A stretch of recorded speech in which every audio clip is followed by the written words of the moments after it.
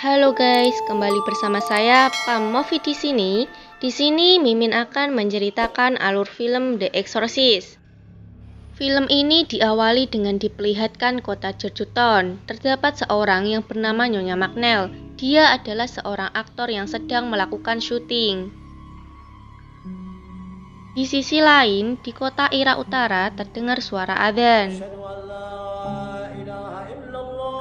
Terdapat seorang kakek yang bernama Marin yang menemukan barang-barang seperti lampu dan uang logam. Di antara barang tersebut terdapat patung kecil yang bentuknya sangat aneh.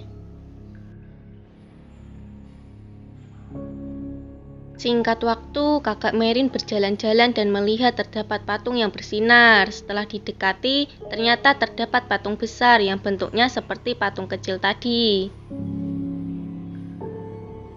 Di sisi lain, terdapat seorang pastor atau psikiater yang bernama Dimi Karas. Ia mempunyai ibu yang penyakitan, tetapi Dimi sangat menyayangi ibunya. Dimi menginginkan ibunya pindah di tempat yang aman dan juga agar tidak kesepian, tetapi ibunya malah ngeyel jika dia ingin di rumahnya saja. Film pun beralih kepada anak yang bernama Regan. Regan menemukan Ouija di lemari dan Regan pun mengajak ibunya untuk bermain Ouija. Tak disangka, panah papan Ouija pun bergerak sendiri dan Regan mengenalkan ke ibunya bahwa Kapten Howdy lah yang menggerakkan papan itu. Malam pun tiba. Saat ingin tidur, Dimi berbicara pada Tom bahwa ia telah kehilangan keyakinannya. Di sisi lain, Regan pindah tempat tidur ke kamar ibunya. Saat ditanyai ibunya, Regan menjawab bahwa tempat tidurnya bergoyang dengan kencang. Magnell pun keluar dari kamar. Dia mendengar suara gemuruh di loteng rumah dan ia pun mengeceknya. Dan ternyata tidak ada apa-apa. Keesokan harinya, terdapat seorang pastor yang hendak masuk gereja dan dia menemukan patung yang sangat menyeramkan.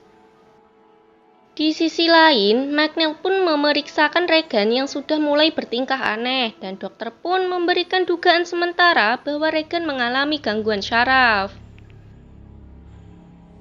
Film pun beralih ke Nyonya Karas. Ternyata Nyonya Karas berada di rumah sakit jiwa. Dimi pun menyesali itu dan melampiaskan amarahnya dengan olahraga karena telah mendapatkan kabar bahwa ibunya telah meninggal dunia. Malam pun tiba dan semua tamu pesta menikmati pesta yang meriah itu.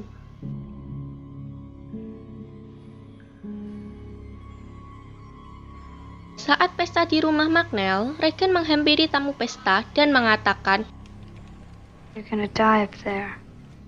Di sisi lain, Pastor Dimi bermimpi bertemu ibunya lalu ia mengejarnya. Dan apa arti dari mimpi itu? Keesokan paginya, saat pertama kali dilakukan tes pada Regan, Regan tidak mau hingga Regan meludahi sang dokter. Ibu Regan dan dokter pun membahas apa yang dialami Regan. Untuk tes berikutnya, Regan sudah tidak memberontak dan dokter pun langsung melakukan SOP-nya. Dan setelah diketahui hasil ronsennya, ternyata Regan tidak mengalami kelainan apapun. Nothing there. No vascular displacement at all.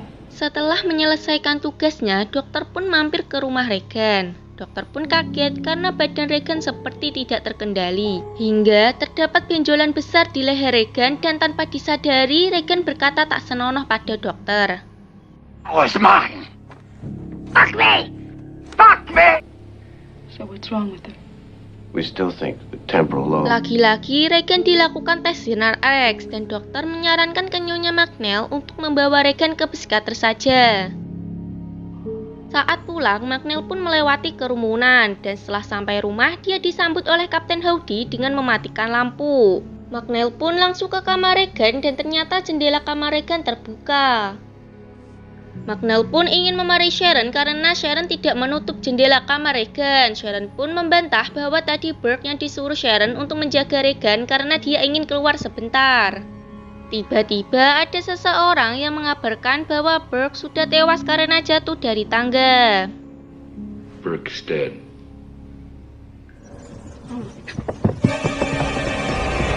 Singkat waktu, Regan pun dibawa ke psikiater dan ditanya, Who is it?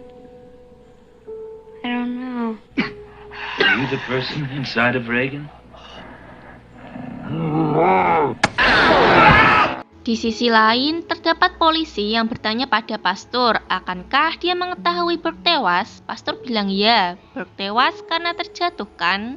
Polisi bilang kepada pastor bahwa Burke tewas terjatuh dan kepalanya terpuntir ke belakang. Polisi pun ingin agar pastor Dimi merahasiakannya. Film pun beralih pada rapat untuk membahas Regan. Salah satu dokter menyebutkan bahwa itu adalah perilaku di bawah sadar yang diawali dengan konflik, sehingga menuju khayalan pasien bahwa tubuhnya dirasuki roh. Nyonya Magnell pun marah lalu mengatakan 88 orang dokter hanyalah mengatakan omong kosong, dan salah satu dokter menyarankan untuk dilakukan pengusiran setan pada Regan. Singkat waktu, polisi pun datang ke rumah Nyonya Magnell dan dia mencurigai bahwa Regan yang membunuh Burke. Likely he would fall. Setelah polisi pulang, Magnell pun langsung ke kamar Regan dan ternyata Regan sudah kesurupan dan tindakannya sudah tidak terkendali hingga melempar ibunya sendiri. Keesokan paginya, Magnell menemui Pastor Dimi untuk menanyakan bagaimana caranya untuk mendapatkan pengusiran setan. Pastor Dimi mengatakan upacara pengusiran setan sudah tidak lagi dilakukan, tapi jika ingin melakukannya, kita harus izin ke gereja terlebih dahulu. Singkat waktu, Pastor Dimi pun datang ke rumah Regan. Setelah sampai ke kamar Regan, Pastor mulai menanyai Regan. Tak disangka, Regan malah menyemburkan cairan hijau pada Pastor Dimi. Dan ternyata polisi memantau rumah Regan. Singkat waktu, Regan pun dipancing berbicara Latin oleh Pastor Dimi agar Pastor tahu apakah Regan benar-benar kerasukan atau tidak. Lalu Pastor menyiram air ke tubuh Regan, padahal yang sebenarnya itu bukan air suci. Pastor hanya memancing setan yang ada di dalam tubuh Regan. Pastor Dimi pun tanya pada temannya bahasa apa yang telah diucapkan pada Regan, dan ternyata itu adalah bahasa Inggris terbalik. Pastor Dimi pun pulang ke rumahnya dan mendengarkan lagi rekamannya, dan ternyata Regan ada mengatakan, "Marin, takutlah pada pastor," dan diulang-ulang. Singkat waktu, Sharon pun mengajak Pastor Dimi ke kamar Regan untuk memberitahu bahwa ada tulisan "Help me" di perut Regan. Pagi pun tiba, Pastor Dimi meminta izin ke Yang Mulia untuk melakukan pengusiran setan pada Regan. Yang Mulia menyarankan untuk didampingi oleh orang yang lebih berpengalaman. Setelah itu, Pastor Mary pun diberi surat oleh Yang Mulia agar dia bersedia membantu Regan dalam pengusiran setan. Malam pun tiba, Pastor Merin telah tiba di kediaman Regan. Sebelum memulai ritual, Pastor Merin pun berbicara pada Pastor Dimi bahwa setan itu pembohong. Dia memutarbalikkan kebohongan dengan kebenaran untuk menyerang kita secara kejiwaan. Ritual pun dimulai, tak disangka Regan menyemprot cairan ke muka Pastor Merin. Pastor Merin dan Pastor Dimi membacakan ayat-ayat. Pastor Dimi terdiam setelah melihat kasurnya terbang sendiri. Sedangkan Pastor Merin tetap membacakan ayat-ayat pada Regan. Keadaan Regan pun semakin parah. Setan yang ada di dalam Regan terus memberontak hingga mengucapkan kata-kata yang tak senonoh, yaitu "setubuhilah dia Karas." Entah kenapa setan itu seperti ingin Regan kehilangan kesuciannya. Pastor Dimi dan Merin pun tak menghiraukannya dan terus membacakan ayat-ayat suci. Tak disangka setan itu pun melempar tubuh Pastor Dimi dan Merin.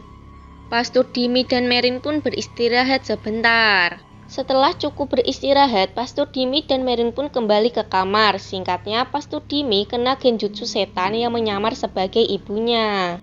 Dimi pun disuruh keluar oleh Pastor Merin. Lanjutnya, Pastor Merin melakukan ritual lagi dengan sendirian. Bunyi bel rumah pun berbunyi. Ternyata polisi datang ke rumah Regan. Tak disangka pada saat itu, Pastor Merin telah meninggal dunia.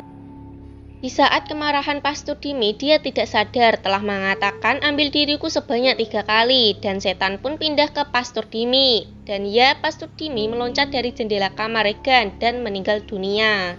Polisi dan McNeil pun langsung ke kamar Regan. Keesokan paginya, semua pun bersiap untuk pindah ke Eropa. And ya, film pun sudah selesai. Jadi segitu dulu ya gengs, bila ada requestan langsung saja ketik di kolom komentar ya. Mimin pamit dulu, sampai ketemu di video selanjutnya, bye.